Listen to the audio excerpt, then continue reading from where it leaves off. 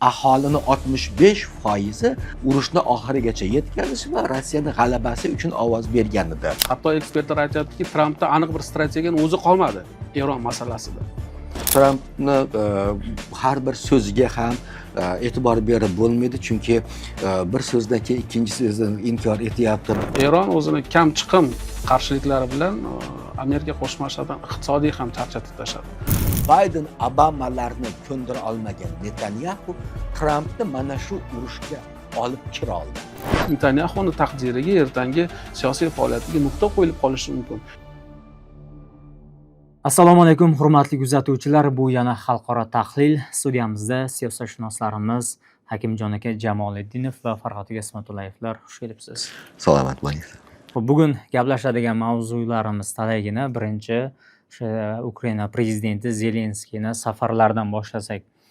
Kecha masalan Oq uyga tashrif buyurdi, Tramp bilan muzokaralar o'tkazdi, undan oldin esa Buyuk Britaniyada bo'lgan edi va urush davomida bir qanaqadir ilinj izlayapti va shu ilinjlar nima bera oladi urush davomida, shular haqida gaplashsak. Masalan, Tramp bilan o'sha patriot tizimlari uchun qurilmalar huquqini, ya'ni litsenziyasini olish haqida gaplashganini aytyapti. Buyuk Britaniyada esa Stone Cloak elektr, ya'ni o'sha raketalarni ko'rimsiz qilib qo'yish uchun qurilmalarni olish haqida gaplashganini aytyapti-da. Bu o'zi nimalar imkoniyatni taqdim etadi Zelenskiyga, Ukrainaga? Marhamat.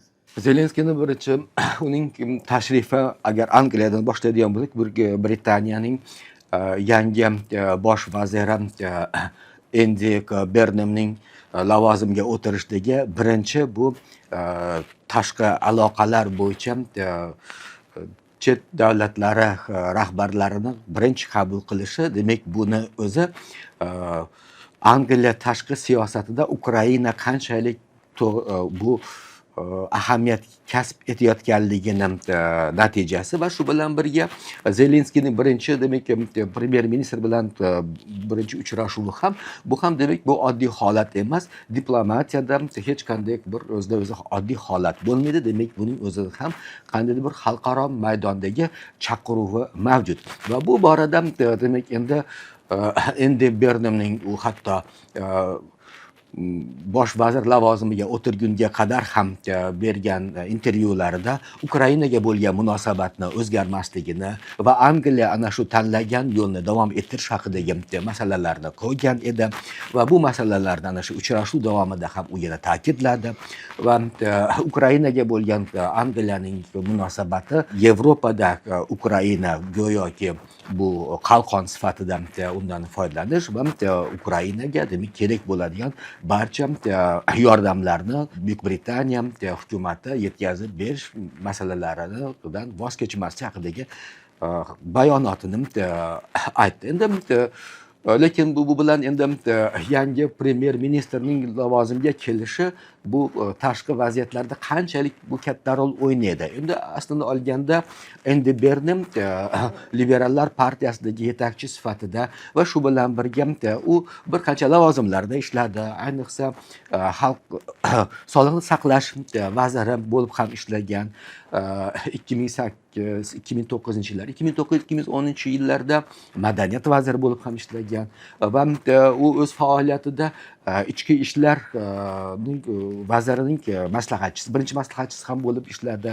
Hatto Ma'rif vaziri lavozimida ham endi bular lavozimlari soya lavozimlar deyiladi, chunki Liberallar hukumati tarkibida emas, demak boshqa partiyalarning tarkibidagi lavozimlarda shunday ishlagan ham edi va bu borada uning asosiy ish faoliyati ichki siyosatga qaratilgan va ayniqsa oxirgi yillarda uning katta Manchester shahrida olib borgan islohotlari, u yerda mer sifatida va anchagina Angliyadagi reytinglarda uning islohotlari yaxshi natija berganliklari va mana shuning natijasida Liberallar partiyasining lideri sifatida va shu bilan birga qirol Karl IIIning ham e'tiboriga tushgan va Karl IIIning ana shu Angliyada bosh vazirni qirol tayinlaydi va mana shu uchrashuvlar jarayonida Angliyaning ichki masalalari, energetika masalalari, ichki tartib masalalari, ayniqsa u yerdagi moliyaviy masalalardagi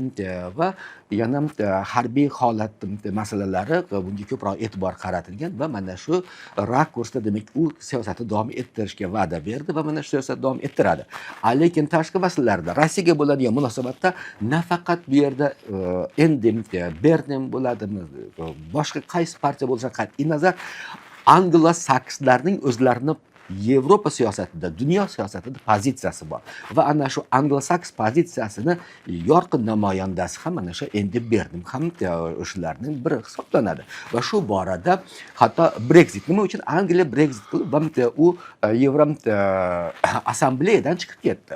Chunki bu yerda Franko-German kuchli ittifoqi bu anglosakslarning asosiy yo'nalishi emas edi va shu ma'noda hatto Yevropa masalasida ham Angliya u o'zini anglosakson yuqori bir elita tashqi siyosatini ilgari surgan holda Brexit bilan undan chiqdi va hozirgi kunda yana Angliyani sharqiy Yevropaga nisbatan ayniqsa Rossiyaga bo'lgan munosabati bu 16-asrdan beri shakllanganki va ayniqsa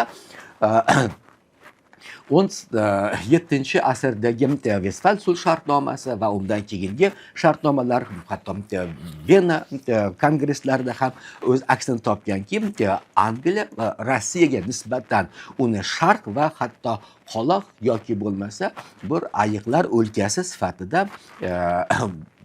davlat sifatida qaraydi va Yevropaning siyosatida Rossiyani o'rnini ular hech qachon xohlamagan, xohlamaydi ham va bu jarayon barcha Angliya davlat rahbarlarining faoliyatida ko'rinadi. Ayniqsa Cherchillda ham buni ko'rish mumkin. Hatto Margaret Thatcherda ham eng yorqin namoyandalari va undan keyingi barcha demak Angliya premyerlari bu Rossiyaga nisbatan bu siyosatda o'zlarining klassik diplomatiyasida qaror topgan o'zini maktabi bor. Ana shu yo'nalish bo'yicha davom etadi va bu borada Rossiya demak Angliya bosh vazirining o'zgarishi bu yerda Angliya bilan munosabatlarni qaysidir tomonga bir iliqlik tomonga o'zgarishini kutmasligini ular ham juda yaxshi biladi va bir qancha shu Rossiya politologlari bu masalada ham o'z fikrlarini bildirdi. Va shu demak mana bu jarayonda endi Angliyani Zelenskiy bilan bo'lgan munosabatda iliqligi va shu bilan birga bu o'zini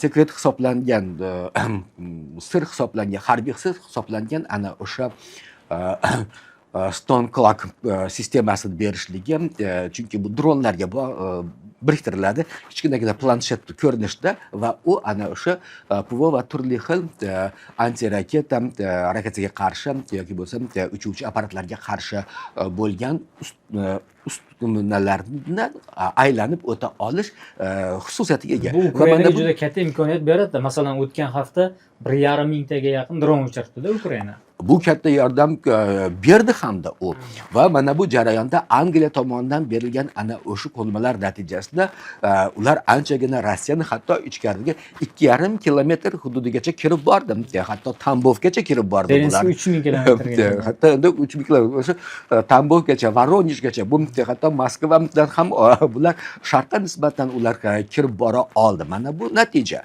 Endi bu yerda Stone Clock'ni Ukrainani o'zida ishlab chiqarishga ular litsenziyani berish, patentlash degani endi Ukraina Angliyadan bu usturma uchun ularga bog'liq bo'lib qolmaydi. O'zlariga kerakligicha ular ishlab chiqarish imkoniga ega bo'ladi. Lekin bu bilan biz aytishimiz kerak emaski, Ukraina shu bilan demak u butun harbiy masalalarni hal eta oladi deb. Yo'q. Chunki uning ham o'ziga yarasha to'lqinlarni aylanib o'tish, to'lqinlarni kesish diapazonlari bor va ana shu diapazonlarni qaysi diapazonni kesib o'tishiga ham bog'liq va bu borada Rossiya ham u dron sistemasida mana o'sha Geran 4 sistemani ular uchiryaptiki, endi mana bu ular ham anaviy emas. Bu borada Rossiya ham anchagina ilgarilab ketdi va hatto ana o'sha reaktiv dvigatellar orqali dronlarni uchiryaptiki, demak ular ham ana shu diapazonni o'zgartirish masalasida demak bu yerda albatta Rossiyaga juda katta bu noqulaylik tug'diradi. Rossiyaga anchagina bular Ukraina tomonidan demak muvaffaqiyatli hujumlarni amalga oshirish imkoniga ega, lekin Rossiya ham bunga yarasha o'zini qarshi nimalarni apparatlarni ular ham tayyorlashib boryapti va bu jarayonda endi bu landshaft o'zgarishi mumkin. Frontdagi chiziqdagi kuchlar nisbatida yana ham keskinlik avj olishligi aniq. Va shu bilan birga Ukrainaga demak bu yordam.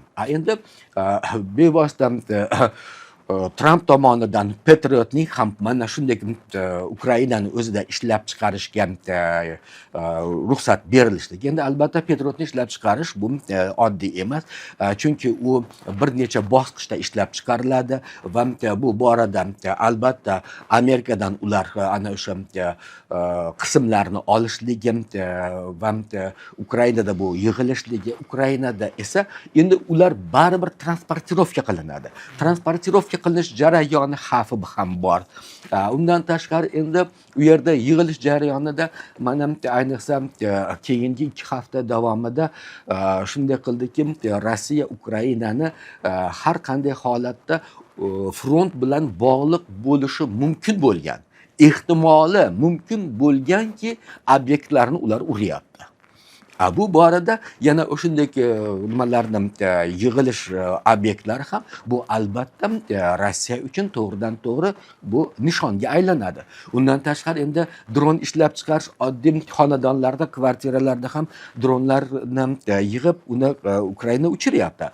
Lekin Patriotni esa ular bunday holatlarda kichik sexlarda yoki mobil joylarda ishlab chiqara olmaydi, chunki u maxsus uni uskunalari bor, maxsus uni o'sha robot texnikaga asoslangan aniq hisoblar bilan. Demak, bu jarayonda esa ana shu lokal bir joydagi ishlab chiqarish ularga nima deydi, zavod mavjud bo'lishi kerak. Bu zavod esa to'g'ridan to'g'ri Rossiya nishoniga aylanadi. Va bu Britaniyada qurish. Ana shuning uchun ham endi bu yerda Ukrainadan tashqarida Britaniya masalasi ko'rilyapti. Balki Ruminiya ham ko'rib qolishi mumkindir bu borada.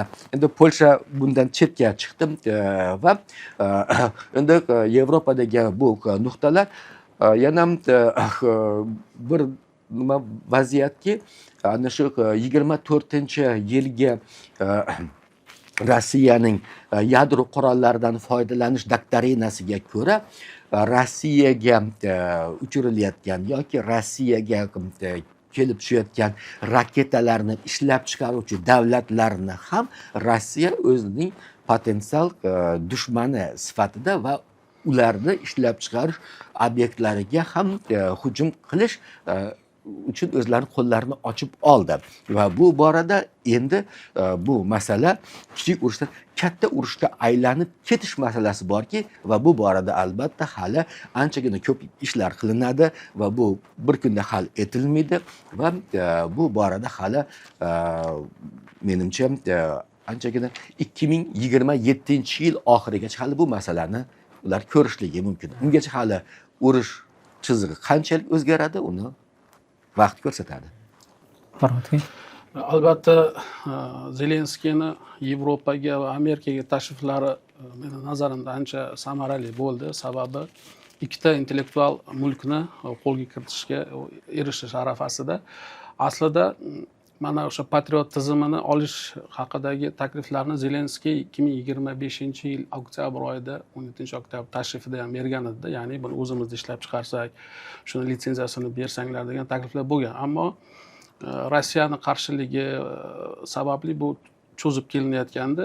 Shu kunlarda bu masala mana kechagi tashrif davomida bu masala ko'rilganligi aytilyapti.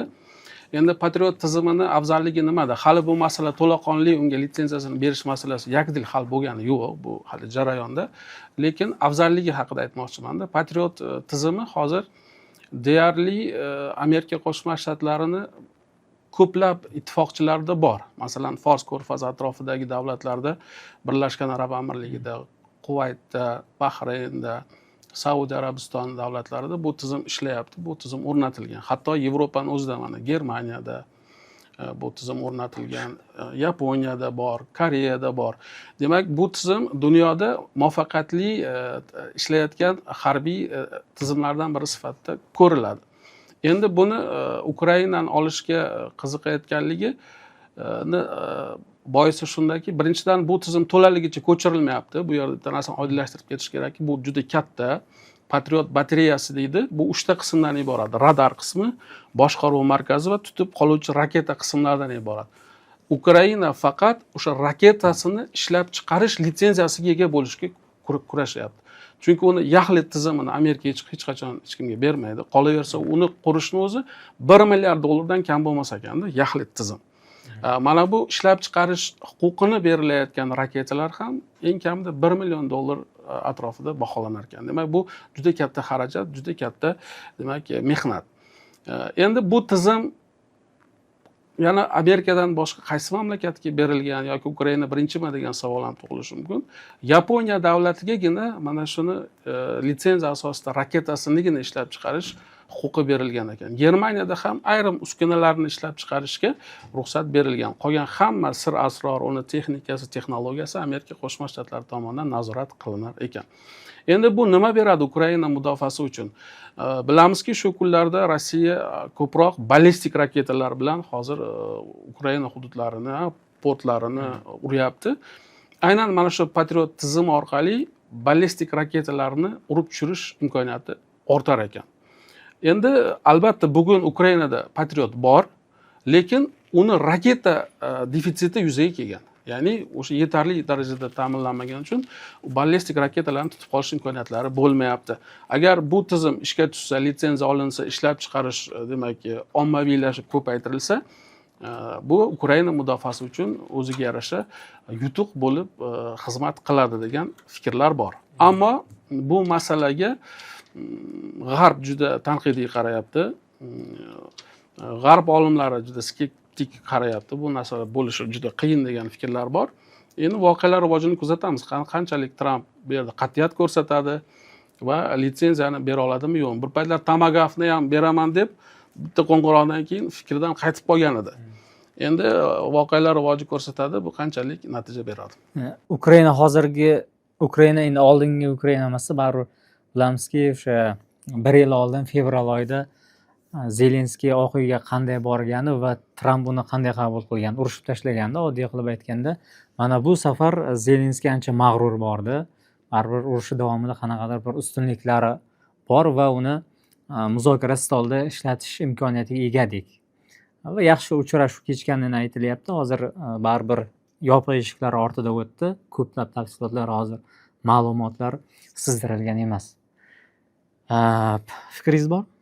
Endi bu yopiq eshik ortidagi masalalardan shuni to'g'ri ta'kidladingiz. Ukraina endi avvalgi Ukraina emas va ayniqsa Ukrainaning borgan sari bu urush jarayonidagi imkoniyatlarni ko'rsatish va albatta har doim har uchrashuvda, ayniqsa Tramp bilan bo'ladigan uchrashuvlarda albatta tayyorgarliklar bilan boryapti va bu borada front liniyasidagi anchagina o'ziga xos muvaffaqiyatlar va masalalari Ukrainaga ancha katta Tramp so'zi bilan aytganda bo'lagi ko'zir kartasini uni qo'liga o'tishiga sabab bo'lyapti. Va faqatgina endi Ukrainadagi ana bu mudofaa vaziri Mikhail Fyodorovning masalasi atrofidagi masalalar va u yerdagi kabinetdagi ozgina bu korrupsion holatlar unga ozgina soya soldi-ku, lekin Tramp ham mana o'sha Ukraina bu yo'q bo'lish arafasida turgan davlat degan ritorikasidan mana 1 yil ichida voz kechib va hatto endi imkon darajasida to'g'ri nishonga olinglarda va eskalatsiya bo'lsa ham bu eskalatsiya Putinni davra stoliga olib kelishga majbur qiladigan eskalatsiya bo'lishligi mumkin degan uni umidini ham yo'nalishni tashkilot o'zgartira oldi. Ankoridagi masalalarni ancha muncha asosiy yo'nalishlari hozirgi kunga kelib u o'zini yo'nalishini o'zgartirdi, siniq rakursga olib keldi bu. Xo'p, Rossiyada mobilizatsiya haqida xabarlar tarqalyapti. Endi Rossiya, masalan, Putin 2 kun oldin harbiy dengiz floti vakillari bilan uchrashdi va unda baribir biz g'alabaga erishamiz, bir urushni davom ettirish kayfiyati sezildi-da. Muzokaralar stoliga o'tirmoqchi emaslik tuyuldi. Va manbalar aytayaptiki, o'sha Davlat dumasiga saylovlardan so'ng oktyabr boshida mobilizatsiya boshlanadi degan bir xabarlar paydo bo'lyapti. Rossiya ichida ham xavotirlar bor. Rossiya bunga o'zi tayyormi? Rossiyaliklar. Shu haqida gaplashsak. Aslida Rossiya mana shu mojaro harbiy operatsiya boshlangandan keyin bir marta yirik harbiy mobilizatsiyani amalga oshirgan. Bu 2022-yil 21-sentyabrda amalga oshdi. Undan keyin jiddiy mobilizatsiya menimcha amalga oshirilmadi. Undan keyin ko'proq u o'sha bir martalik yirik to'lov va mukofotlar va katta oylik to'lovlarni va'dasi bilan u ko'proq o'sha shartnoma asosidagi xizmatchilarni olishni u ko'proq ma'qul ko'rdi. Biroq bu ma'lumotingiz, ya'ni safarbarlik masalasida bu ko'proq Ukraina tomonidan chiqarilgan ma'lumot, Rossiya hali hukumati Zelenskiy tomonidan, lekin rasmiy Rossiya bu safarbarlik haqida ma'lumotlar bergancha yo'q. Biroq ekspertlarga quloq soladigan bo'lsak, ayniqsa o'sha Vashingtondagi strategik va xalqaro tadqiqotlar markazi bor, mana shu urushlarni tadqiq qiladi. Ana shu markazning ma'lumotiga ko'ra, o'tgan davr mobaynida 2 million atrofida demak askarlar nobud bo'lgan urushda. Shuni 1,4 million aynan Rossiya hissasiga to'g'ri kelyapti. Qolaversa, askarlarni o'sha urushdagi nobud bo'lish holati ham 1:8 ga tushib qolgan, ya'ni 8 ta askar Rossiyadan, 1 ta askar Ukrainadan degan statistikalar berilyapti. Bu nimani anglatadi? Demak, Rossiyada o'sha shaxsiy tarkibda muammolar bor. Yaqin kelajakda balki buni to'ldirish uchun urinishlar bo'lishi mumkin. Buni qayerdan anglayapmanki, hatto o'sha Perm hududida, Krasnoyarskda, Tomsk hududlarida ayollarga urushga taklifnomalar kelganligi, o'sha eng kamida o'sha dronlar bilan bog'liq jarayonlarda ularning ishtiroki uchun takliflar bo'layotganligi, demak ayollarni ham safarbar qilishga kirishganligi. Ikkinchidan, mana yaqinda Dumada qonun chiqdi.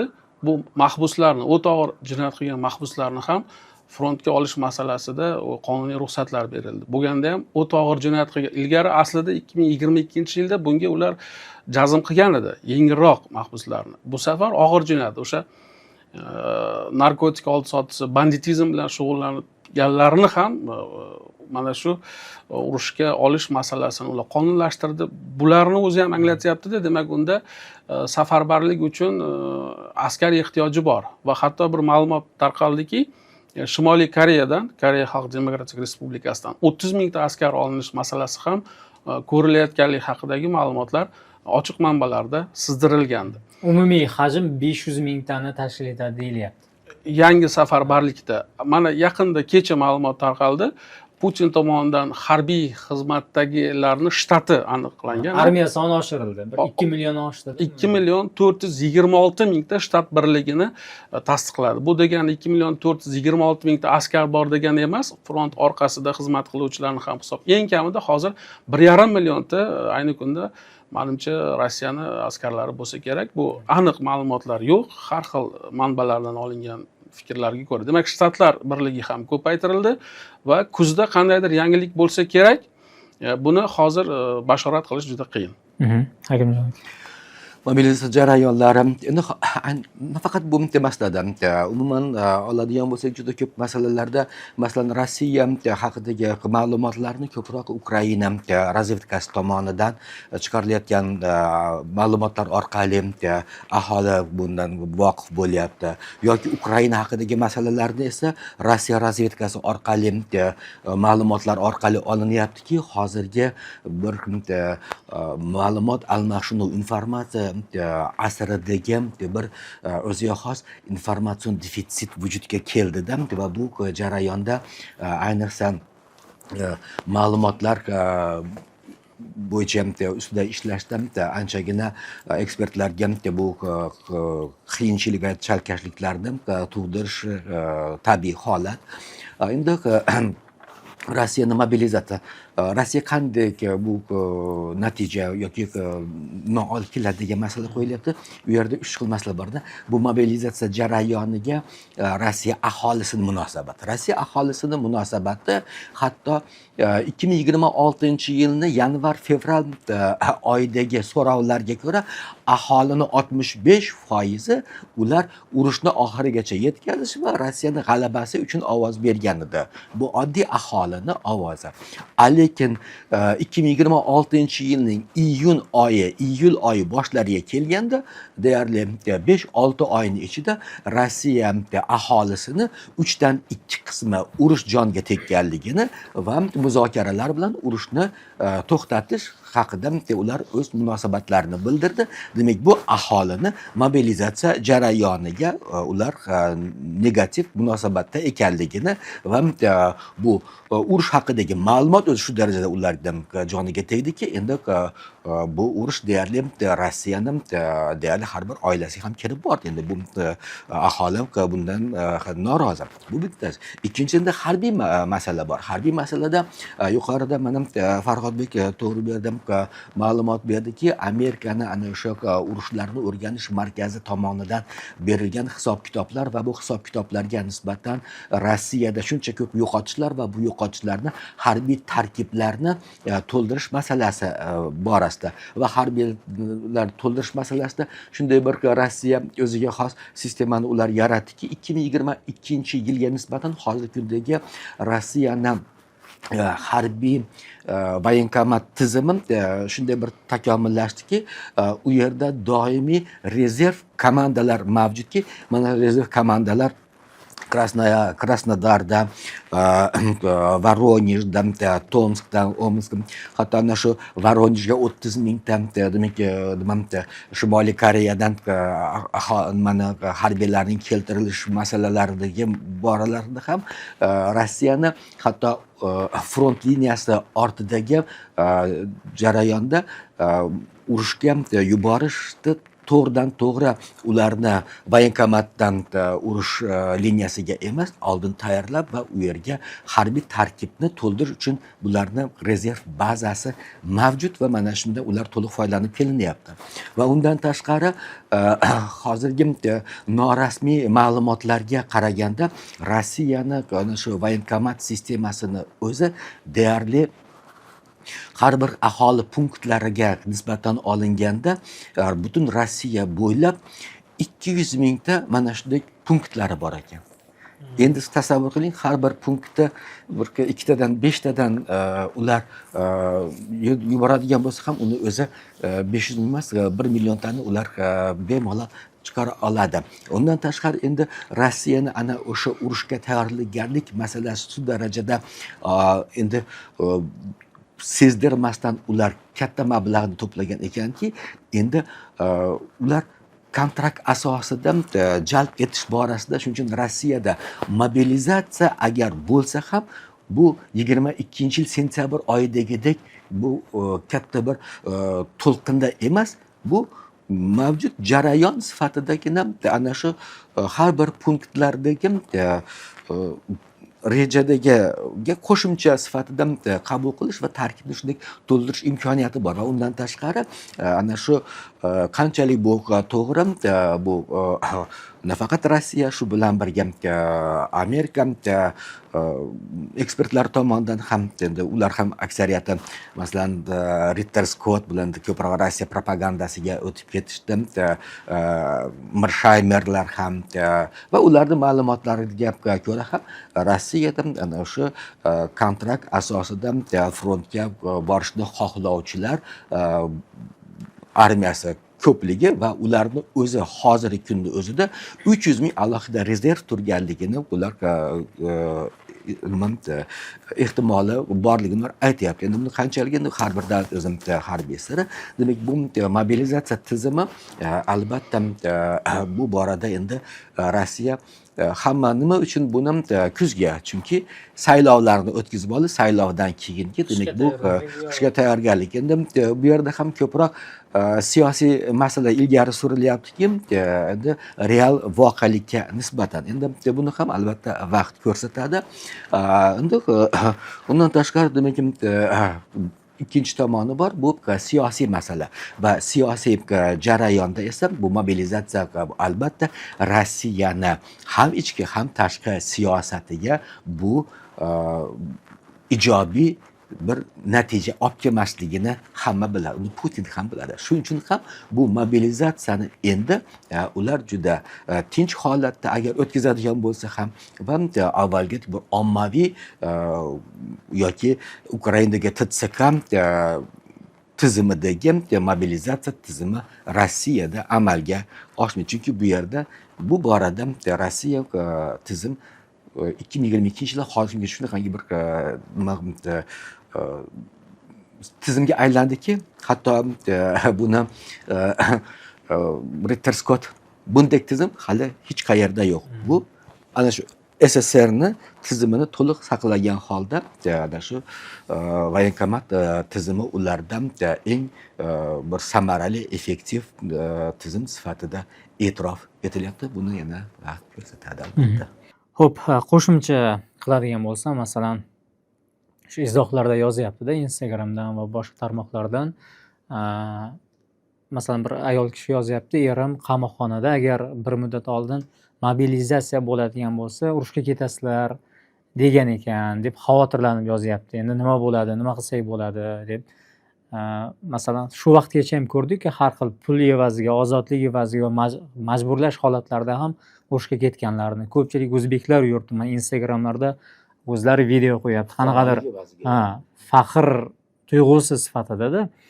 Va shuni eslatib o'tish kerak, boshqa bir mamlakat armiyasida urushga kirish, baribir jinoiy javobgarlik bor va bir qator shaxslar mana vatanga kelib jazosini ham olyapti. Shuni eslatib o'tish kerak deb o'ylayman baribir. Keyingi savol. Ushbu haftada Putin bilan uchrashgan Qozog'iston prezidenti Qosim-Jo'mart To'qayev o'sha urushni to'xtatish kerakligini aytdi. Ya'ni bu sabablari ko'pchilikka noma'lum. Hatto menga ham nima uchun urush bo'layotgani deb urushda to'xtatish taklifini bildirdi-da.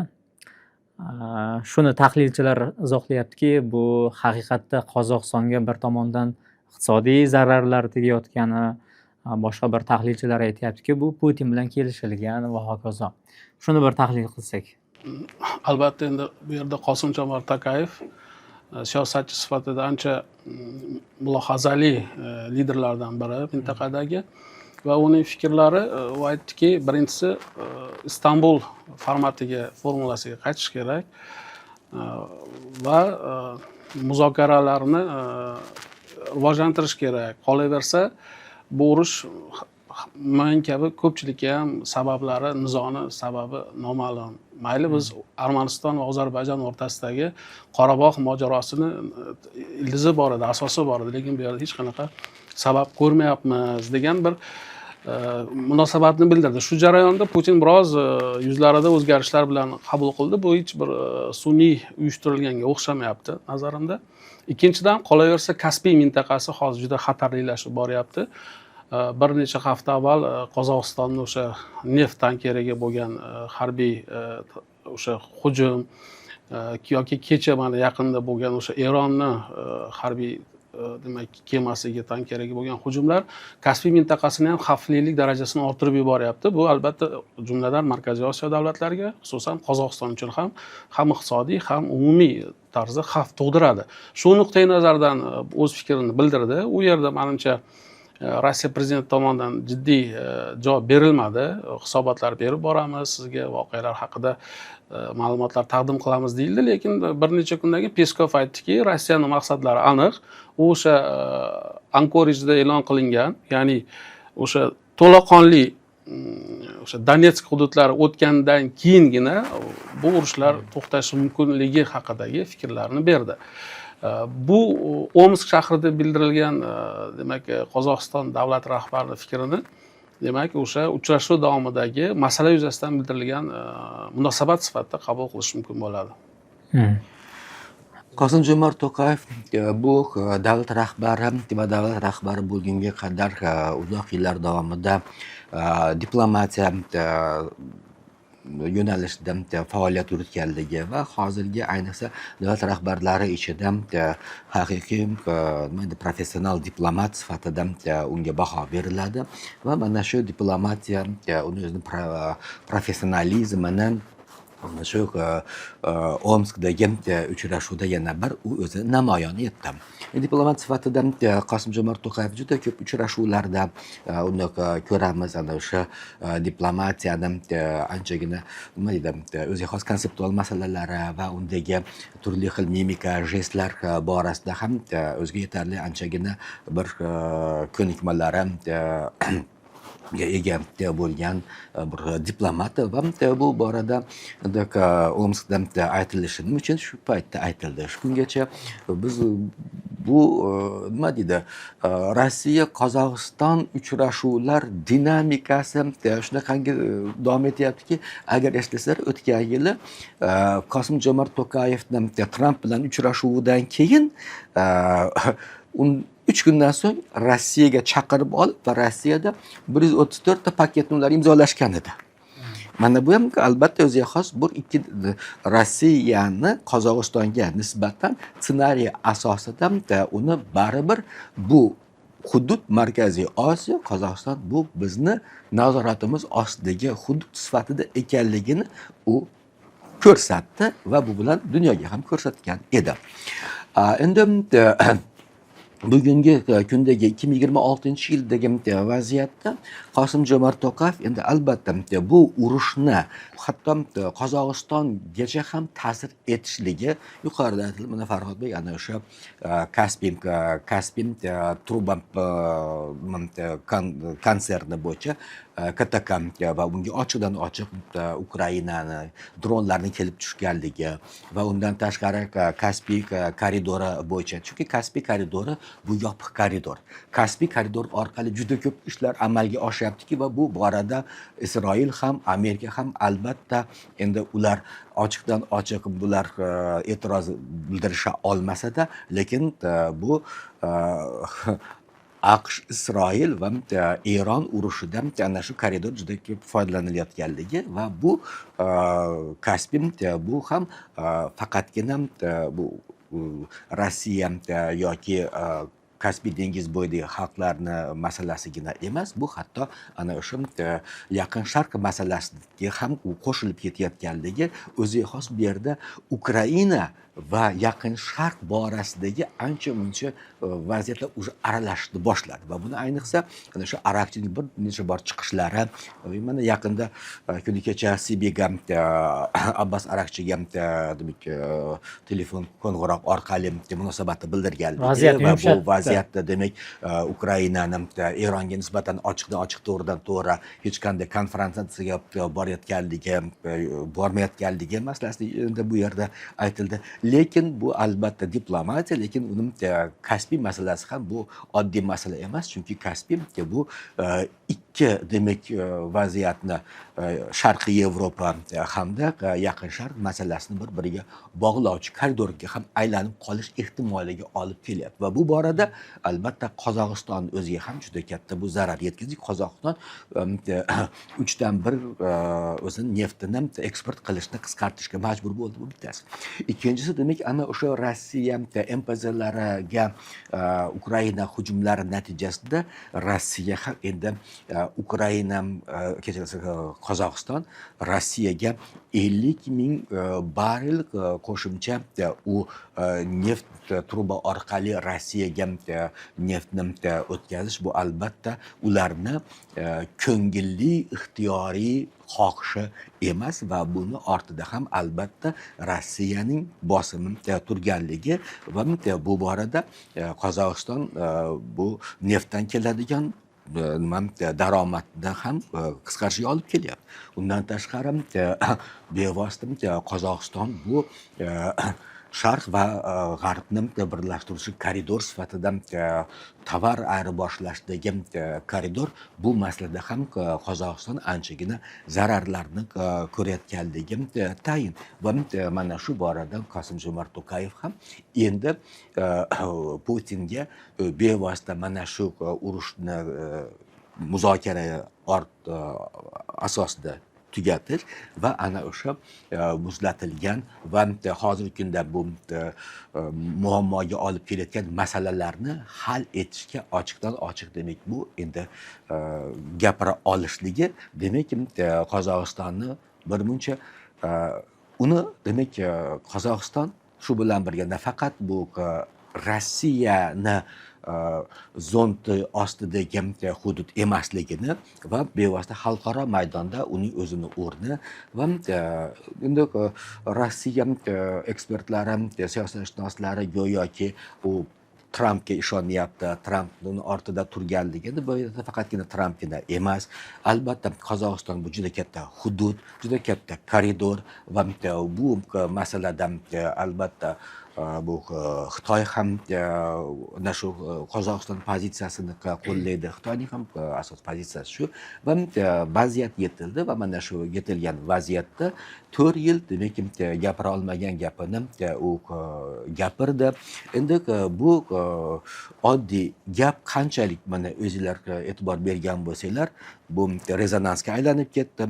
Deyarli Rossiya siyosatshunoslarini o'ndan ortig'i bu masalada yana o'sha Rossiya propagandasini boshlab Qozog'istonga nisbatan munosabatlarni o'zgarishini, albatta bu Qosim-Jomart To'qayevning mintaqadagi xavfsizlik masalasi va diplomat sifatida u ham urush bilan emas, diplomatiya bilan masalalarni endi tugatish masalasini ilgari surayotganligi va bu Ukraina masalasi, endi ayniqsa biz O'zbekiston shuncha ichkaridamiz, lekin u to'g'ridan to'g'ri Qozog'istonni ham joniga tegdi va mana shunda endi hozir e'tibor berayotgan bo'lsak, aksariyat Putinning atrofida va unga yaqin bo'lgan davlat rahbarlari, sobiq shu MDH, sobiq SSRK MDH davlatlari rahbarlari ham shu imkon darajada Putinga shu urushni to'xtatish, muzokaralarga o'tish masalalari bo'yicha o'z fikrlarini bildirayotganligi ham bu bekor emas va dunyo xalqaro maydonda, xalqaro diplomatiya jarayonida ana shu Putinni muzokara stoliga yo'naltirishga qaratilyapti va bu ham mana shu bir challenge chaqiriqni bittasi edi. Kecha Zelenskiydan keyin Tramp bilan Netanyaxu uchrashdi va har ikkalasi ham, Netanyaxu ham Tramp ham saylovlar oldida turibdi-da. Ko'zda, masalan, bittasi oraliq saylovlari, qolgani Netanyaxu esa o'sha bosh vazirlik uchun kurashadi va uning imkoniyatlari kam baholanyapti. Mana shu jarayonda shu haqida gaplashsak, Netanyaxu Trampdan nima umid qilib bordi va Irondagi urushlar haqida gaplashilgani aytilyapti. Endi ko'p ma'lumotlar chiqmadi-yu. Shular haqida gaplashsak, o'zi bir-biriga yordam bera oladimi? Nimaga Ironga bo'layotgan urushlar to'xtatib qo'yildi? Men hafta oxirida to'xtadi-da, 12 kunlik urushdan keyin. Endi urushlarni to'xtashi haqida fikrimni bildiradigan bo'lsam, buni turlicha izohlashyapti. Bir nechta ekspertlarning fikrlarida shu narsa qayd qilinadiki, birinchidan o'sha bombalanishi lozim bo'lgan ro'yxatdagi obyektlar tugallandi, ya'ni maqsadga erishildi. Ikkinchidan aytilyaptiki, o'q-dori zaxirasi tugadi. Keyin buni mudofaaga tegishli bir mutaxassis aytib chiqdi, yo'q, bizda o'q-dorilar yetarli deb. Vaholanki bilamiz, dunyoda 800 ga yaqin Amerika Qo'shma Shtatlarining harbiy bazalari bo'lsa, ko'plaridan o'q-dorilar tashib keltirildi, ya'ni Yaqin Sharqqa, ya'ni o'q-dorilarni yetishmovchilik masalasi o'zi haqiqatda ham bor. Bu ikkinchi bir taxmin. Uchinchisi, bilamizki, Eron ham bo'sh kelmadi. Juda sabrliligini ko'rsatdi, hujumga hujum. Har kecha Amerika Qo'shma Shtatlari bombalasa, albatta unga javob bo'ldi va bu javobdan eng ko'p aziyatni demak har doimgidek Yaqin Sharqdagi Bahrayn, Quvayt va Birlashgan Arab Amirliklari kabi davlatlar bundan ziyon chekdi va ular tomonidan to'xtatish kerakligi va bu samarasiz bo'layotganligi haqidagi fikrlar deb ham yozishyapti. To'rtinchi fikr, bu yerda Tramp tomonidan ko'proq aytilyaptiki, muzokaralarga yo'l berish kerak, diplomatiyaga yo'l ochdik, chunki hali ham eshiklarimiz diplomatiya uchun ochiq degan fikrlar bo'lyapti. Yana bir taxmin borki, bilamiz, mana o'tgan haftadan boshlab Babl al-Mandeb bu bo'g'ozda ham Husiylar u yerni yopganligi va Saudiya neftlarini dunyoga eksporti 56% darajasida qisqarib ketganligi bu konflikt mojaroni mintaqada kattalashib ketish xavfining yuzaga kelganligi ham va bu Saudiya tomonidan AQShga qilingan bosim ostida to'xtadi yoki AQShni o'zi xulosa qildi, mintaqaviy katta darajaga buni ko'tarmaslik, eskalatsiyani chuqurlashtirmaslik uchun qilindi degan fikr bo'ldi va meni nazarimda menga ko'proq ma'qul bo'lgan oxirgisi bo'lyapti. Ya'niki, to'g'ri aytdingiz, bu yil noyabrda Kongress uchun AQShda saylovlar bo'ladi. Saylovlarda Trampni partiyasi respublikachilarni taqdiri hal bo'ladi. Agar u yerda demokratlar yutib chiqqanday bo'lsa, ular ko'p o'rinlarni egallasa, Trampni barcha tashqi siyosatidagi xatoliklar yana tanqidga olinadi va barchasi barbod bo'lishi ehtimoli bor. Bu qayerdan yuzaga keladiki, bu demak Eron bilan munosabatlar, bombalashlarning kuchayishi, Hormuzni qayta yopilishiga, Hormuzni yopilishi esa neft narxini $100 dan ko'payib ketishiga sabab bo'ldi va bu o'z navbatida iqtisodiy kollapsni yuzaga keltirib, bu Amerika Qo'shma Shtatlarining o'zida benzin narxlarining ko'tarilishiga olib keldi. Bu aholida ijtimoiy o'sha noroziliklarni, fikrlarni shakllantirib, ertangi bo'lajak saylovlarga salbiy ta'sir qilishi mumkinlik xavfi Trampni bu masalada biroz to'xtovga kelishiga, to'xtalishiga sabab bo'ldi degan fikrlarni hozir ekspertlar olg'a suryapti. Albatta bu urush tugamadi. Bu hozir tanaffus jarayonida, chunki uni yakuni albatta yo muzokara bilan, imzo bilan yakunlanadi. Hozirgi harbiy harakatlar va bir-biriga ana shu raketa almashinuv jarayoni, ayniqsa 12 kun shunday bir intensiv bular almashindiki, bir-biriga demak raketalar uchirish jarayoni va ana shunaqa qisqa vaqtda to'xtatilishi yuqorida demak Farhodbek aytgan 3 ta sabab va mana shu demak Tramp ham mana shu vaziyatda demak imkon berish va diplomatiya. Endi Trampni har bir so'ziga ham e'tibor berib bo'lmaydi, chunki bir so'zdan keyin ikkinchi so'zni inkor etyapti. Eronni biz tosh asirga olib borib qo'yamiz, Eron tugadi, Eron davlat sifatida yo'q bo'ladi. Endi albatta bu megafon diplomatiyasi, hozir dunyoda megafon diplomatiya juda kuchayib ketdi. Endi real vaziyatdan kelib chiqqan holatdagi bu vaziyat ana o'sha Eron va Eronga ham, Amerika Qo'shma Shtatlari va Isroilga ham hozirgi kunda endi boshni ular ari uyasiga tiqib qo'yishdi. Endi qanday qilib chiqarish masalasida har ikki tomon endi chiqqanda ham boshni tikka ko'tarib bir mag'rur bo'lib chiqish yo'lini qidiryapti. Endi bu yo'lni topolmayapti. Va mana shuning uchun ham endi har xil hali kuch ishlatilyapti, hali diplomatiya qilinyapti. Endi Amerika Qo'shma Shtatlari bu Pokistonga ham, shu bilan birga Qatarga ham umid bog'layapti. Ana shu muzokaralarda demak bu nimaga o'rta nima dedim konsensusga olib kelish yordam berish umidi bilan, hatto bu endi ochiq ma'lumot sifatida hatto $100 milliard ana shu o'rtamcha davlatlarga bu mukofot ham bu e'lon qilinganda, buni yana vaqt ko'rsatadi. Demak, ana shu bu hatto urushga kirish, urushdan chiqish ham anchagina Amerikaga katta pulga aylanadi. Endi bu pulni ham ular albatta ana shu Hormuzdagi Bab el-Mandeb va xalqaro neft savdosidan ular bu xarajatni chiqarishni qoplamoqchi xolos. Endi bu vaziyat endi hali uni vaqt ko'rsatadi, chunki bu yerda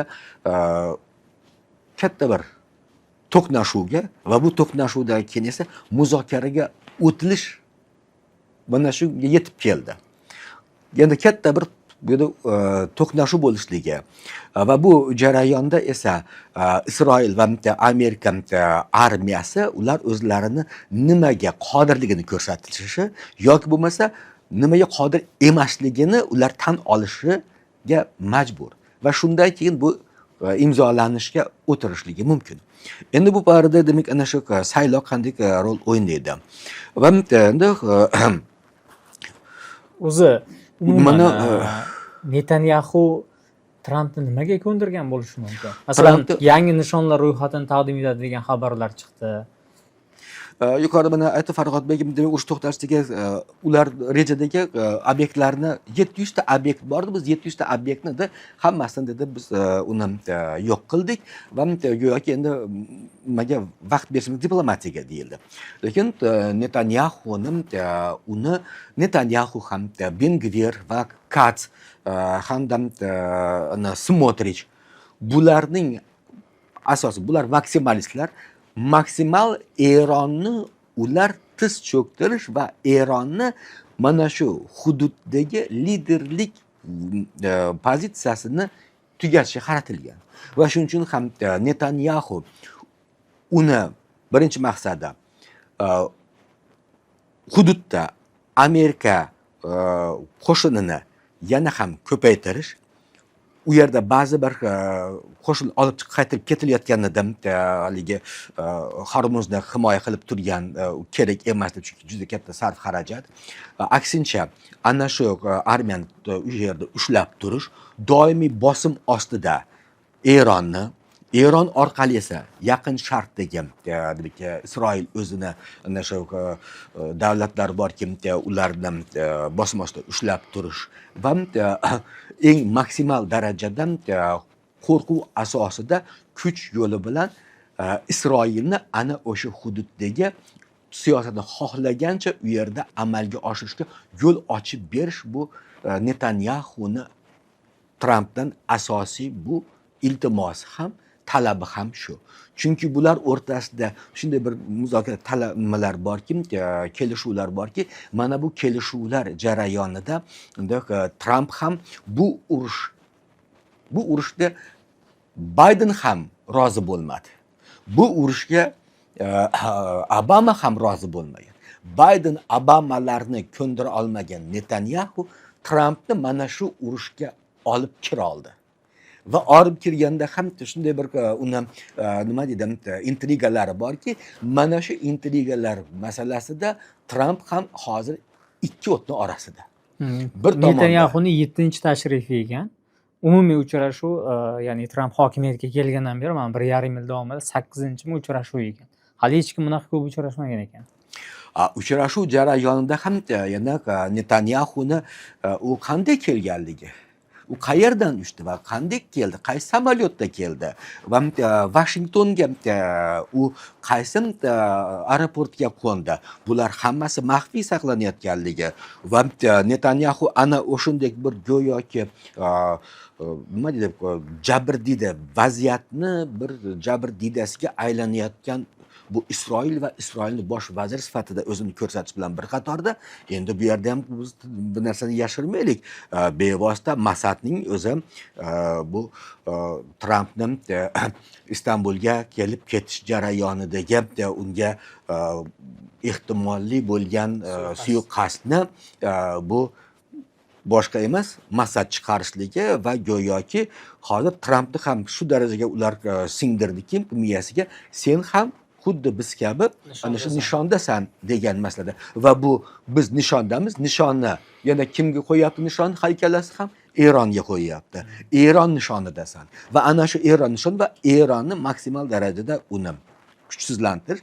Eron kuchsizlanganidan keyin musulmon davlatlarini bu yerda anchagina popiga pasayadi va Isroil endi u xohlaganda bu yoq Suriya qarab Jo'lon va undan ham shimolga chiqib ketishligi, Livan uni hatto Beyrutgacha yetib borishligi yoki ana shu ular o'zlari orzu qilayotgan Nil daryosidan Furot daryosigacha bayrog'idagi ikki yashil chiziqni orasida Isroilni tuzish masalasi bu Benyamin Netanyahuni 85-yildagi bayonotida aytilgan edi. 85-yildan beri mana shu hozirgi kunga yetib keldiki va hozir endi mana Farhod Bey to'g'ri aytdi. Netanyahuni yana bu yerda bosh vazir sifatida hokimiyatda qolishligi mana shu urush bilan bog'liq. Unga katta g'alaba kerak. Shu g'alaba bilan qolish mumkin. Agar lekin saylovda saylanmasa, uni yo'li to'g'ridan to'g'ri endi sud va suddan balki qamoqxonaga yo'li ko'rsatilishi mumkindir. Shu masalada agar masalan AQShdagi oraliq saylovlarda Tramp yutqazmasligi uchun urushmasligi kerak, to'g'rimi? Lekin Netanyahu uchun urush kerak. Tanlov oldida. Albatta, bu yerda Trampda demak hozirgi kundagi vaziyatda demokratlarni o'z tomoniga ag'darish uchun demokratlar urushlarni to'xtatish masalasida va shuning uchun ham respublikachilarni ham ular ikki lagerga bo'linib ketdi. Aksariyat qismini ham u o'z tomoniga ag'darish va respublikachi partiyalarni kongressda respublikachi partiyasiga ko'p o'rin olishga imkon berilishligi uchun harakat qilishga edi. Agarda demokratlar ko'payishligi yoki uning Trampning tili bo'yicha radikal respublikachilarda ham deyilyapti. Ularni o'rni kongressda ko'payadigan bo'lsa, demak kongressga taqdim etiladigan prezidentning har qanday qonun loyihasi kongressda to'xtaydi. Va shu bilan birga kongress hamda senat tomonidan birlashgan holatda prezidentning vakolatlari cheklanadi. Prezidentga berilgan tashqi ishlar masalasida demak uni erkin faoliyat cheklanib, faqatgina kongress va senat ruxsati bilan hatto uning uchrashuvlari chegaralab qo'yishligi mumkin va shu bilan birga ichki siyosat hatto to'liq moliyaviy masalalar ham faqat kongress va senatning qo'liga o'tib ketish imkoni va Tramp bu srok oxirigacha yoki muddat oxirigacha endi oddiy prezident bo'lib qolish, qo'g'irchoq prezident bo'lib qolishni u xohlamaydi. Shu Hakimjon akam to'ldiramanda ustozi to'g'ri masalani qo'ydilar. Netanyahuni ham kelajagi, Trampni ham ertangi misol uchun faoliyatidagi yutuqlar va hatto Zelenskiyni ham faoliyatida mana shu saylovlar yaqinda, uchalasini ham saylovlar kutyapti-da, saylovlar kutyapti va bugungi g'alabalar ularning saylovlardagi g'alabasini ta'minlaydi. Endi ekspertlar fikricha hozir Trampni stolida 3 ta ssenariy turibdi. Bu ijtimoiy tarmoqlarda ham ancha yoyildi. Birinchisi urushni davom ettirish, o'sha ommaviy tarzda bombalash bilan davom ettirish yo'li ssenariysi. Ikkinchisi iqtisodiy sanksiyalarni kuchaytirib bosim bilan shu iqtisodiy qiynash yo'li bilan Eronni charchatish, toliqtirish ssenariysi va uchinchisi bu men g'olib bo'ldim deb shatta etakni yig'ishtirib chiqib ketish ssenariysi. Endi birinchi ssenariy albatta o'zini oqlamasligini urush boshlanishidan oldin ham ekspertlar ta'kidlagandi, chunki Eronni yutish mushkul.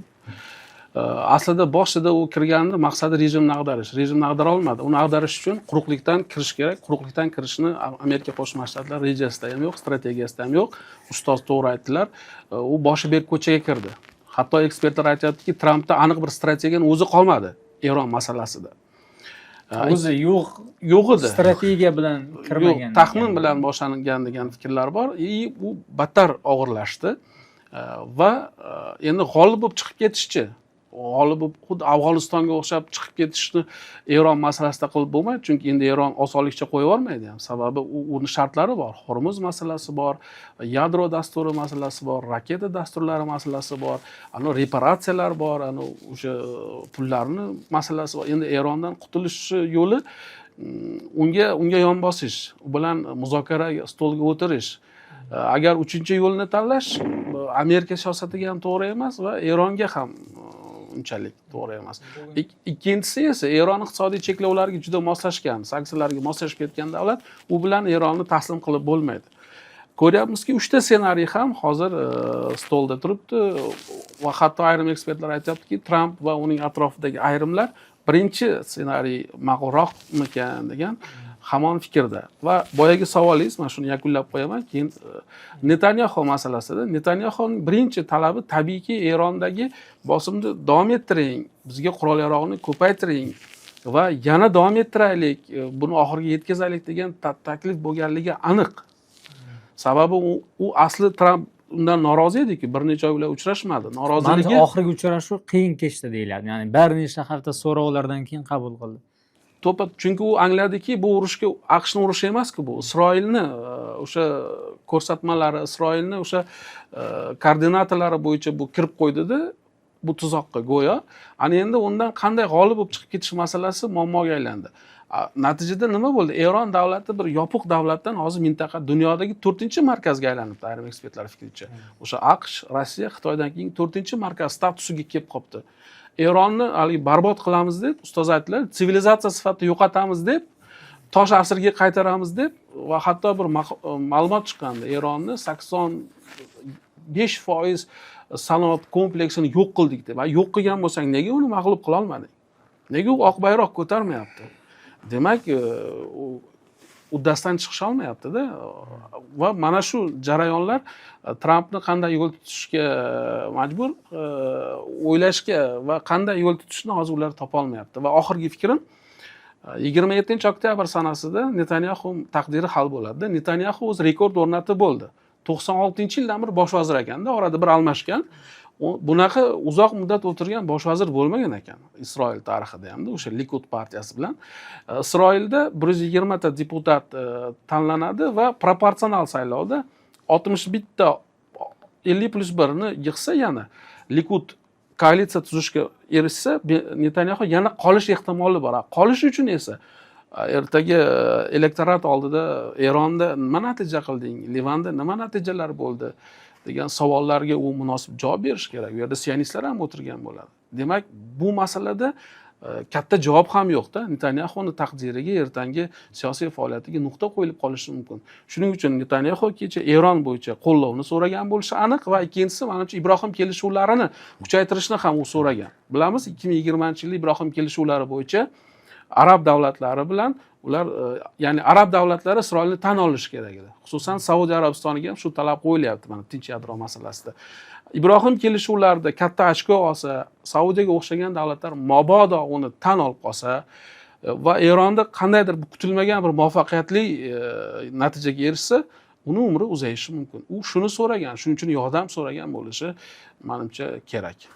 Shu Ibrohimga kelishuv bo'yicha e'tibordan chetda qolgan ekan, ochiqdan ochiq Saudiya Arabistonini Isroil bilan muzokaraga o'tkazishni Trampdan Netanyahu u talab qilyapti, nafaqat iltimos talab qilyapti va shu borada G'azodagi Isroil qo'shinlari Sahalni G'azoda erkin harakat qilish uchun ruxsat olishga ham harakat qilyapti. Endi haligi 3 ta ssenariy va bu 3 ta ssenariy jarayonida bu faqatgina Eron va AQSh taqdiri emas-da bu yerda.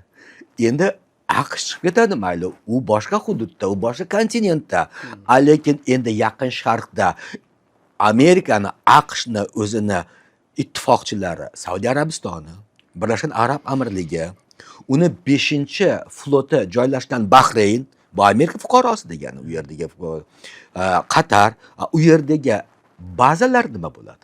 Bu bazalarga ishongan endi bu yerni hukumati nima bo'ladi? Bu hatto Amerikaning u yerdan chiqib ketishi bu oddiygina bu 4dan 2ni ayirsa 2 qoladi degan narsa emas-ku. Hatto bu shungacha olib borishi mumkinki, Saudiya Arabistonida Saudlar oilasiga ham bu soyat soladi. Bu Abu Dabiga va Dubayga ham soya soladi. 7 amirlikni shimoli sharqdagi 2 amirlik, ular hozirni o'zida ular Saudiya Arabistoniga qo'shilish va Birlashgan Arab Amirligidan nima deydi uzoqlashish masalasi bu yerda turibdi. Biz faqatgina e'tiborni Eronga qaratyapmizki, u yerdagi mintaqaviy masala ham juda chigallashib Bugun boryapti. chorshanba kuni ertalabdan xabarlar chiqadi. Sen va Yirik nashrlari Saudiya Arabistoni bilan AQSh askarlari Iroqdagi Eron qo'llab-quvvatlayotgan guruhlarga hujum qilganini. Buni Saudiya ham tasdiqlagan, Eron tomoni ham AQSh markaziy qo'mondonligi ma'lumot beryapti-da. Ya'ni xohlagan, xohlamagan tarzda bir Saudiya ham urushga qo'shilib ketdi desak bo'ladimi? Albatta, o'zim aslini olganda Saudiya bilan Eron bu urushdan oldin ham ular urush holatida edi. Yaman masalasini agar biz eslaydigan bo'lsak, Yamanda hokimiyat ag'darilishi sana va bu yerda ikki siyosiy kuchni kim qo'llayotgandi? Huzitlar bilan va bu sunniylarni o'rtasidagi butun Yamandagi davlat to'ntarishidan tortib fuqarolar urushi, bu aslini olganda Saudiya Arabistoni va Eron urushi edi. Endi huzitlar esa ular urush jarayonida to'g'ridan-to'g'ri Eron tomoniga o'tganligini, huzitlar Hizbolloh Eron tomonda. Demak, bu bilan Livan hukumati emas, lekin Livandagi Hizbolloh ham kurashyapti-ku. Livandagi Hizbollohga qarshi Isroil kurashyapti. Bu yerda ana shu shaxmat stoli kabi biri ikkinchisiga, ikkinchisi uchinchisiga bog'langan bu yerda urush harakatlari davom etyapti-da. Bu vaziyat hali shunday chigallashib boradigan bo'lsa, buni imkon darajasida tezroq to'xtatmasa, bu katta urushga aylanib ketishligi aniqda. Xuddi go'yoki birinchi, ikkinchi Bolqon urushi va bu birinchi jahon urushiga olib kelgandek vaziyatga olib kelib qo'yyapti. Yoki bo'lmasa ikkinchi jahon urushidagi Sharqiy Yevropa masalasi bilan Shimoliy Afrika masalasining qo'shilib ketishligi bu ikkinchi jahon urushiga olib kelgandek hozirgi urushlar holati, Sharqiy Yevropa, Ukraina masalasi, Yaqin Sharq masalasi hali bu nima deydi, tutab turibdi. Bu Tayvan masalasi bor. Sharq masalasi bor. Sikoku masalasi bor. Assam masalalari bor. Mana bu yerdagi uning ham qo'shilib 3 ta endi mintaqa masalasi agar bitta rakursga qo'shiladigan bo'lsa, mana bu endi insoniyat tarixidagi eng yomon vaziyatga olib. Mana shunga yo'l qo'ymaslikka harakat qilish kerak. Kichkina qo'shimcham bor-da. Mana Amerika Qo'shma Shtatlari shu 13 kecha bombardirovka qildi-ku, zarbalar berdi. 20 milliard dollar xarajat bo'lganda. Ya'ni Eron o'zini kam chiqim qarshiliklari bilan Amerika Qo'shma Shtatlarini iqtisodiy ham charchatib tashladi. Qolaversa, balki Amerikaning tashqi siyosatida Eronga qarshi kurashda Yaqin Sharqni dan yaxshigina daromad olishni ham balki ko'zlagandir. Ular uni qoplashi ham balki kerakdir, qoplayotgandir ham. Lekin endi mag'lub bo'lib chiqib ketsa, bu qoplashlar qayerda qoladi? Ustoz aytganlaridek, xo'p, oxirgi boyagi ssenariyni qiladigan bo'lsa, qo'l ko'tarib men g'olib bo'ldim, maqsadimga erishdim, ya'ni atom yaratish dasturi barbod bo'ldi degan fikr bor-ku, chiqib ketishi ham mumkin balki, lekin unda u yerdagi vaziyatni kim tartibga soladi? U vaziyat tartibdan chiqib ketib qoldi-ku u yerdagi vaziyat. Ikkinchisi, parallelni aytmoqchiman-da, haligi frontlarni ko'payayotgan. Iroqdan ham Arabistonga hujumlar bo'lgan. Husiylar unga o'tgan. Arabiston Husiylarga o'tgan. Hatto Eron Saudiyaga taklif kiritgan. Husiylar bilan masalangda men vositachilik qilishim mumkin degan darajaga boryapti-da. Demak, o'zi urushga beyo'si tortilgan davlat qolganlarini yarashtirishga urinishlar holatlari. Demak, ancha chigalli masalalar bu yerda hozir kuchayapti. Va eng qizig'i, balki bularni hammasi mana bir orada aytdi Trump, Hormuz meni muammoim emas, xalqavonlaring ham deb bir jahl ustida aytib o'rgan edi. Xuddi Ukraina meni urushim emas, Baydenniki deb hozir Hormuz masalasida Yaqin Sharqni iqtisodiy alinga tiqyapti. Ukraina borasida ham yo'q, bu meniki emas deb Yevropadan iqtisodiy undiruvlar qilib, o'zining ittifoqchilariga ham qarshi siyosatlarni qilib yubordi-da. Qo'yingki, xalqaro normalar, shu kungacha amal qilib kelgan prinsiplar Trump misolida meni nazarimda ancha izdan chiqqanga o'xshaydi. Mavzu yuzasidan savollar qoldiring, fikrlaringizni izohlarda qoldiring. ko'ring, kuzating. Rahmat.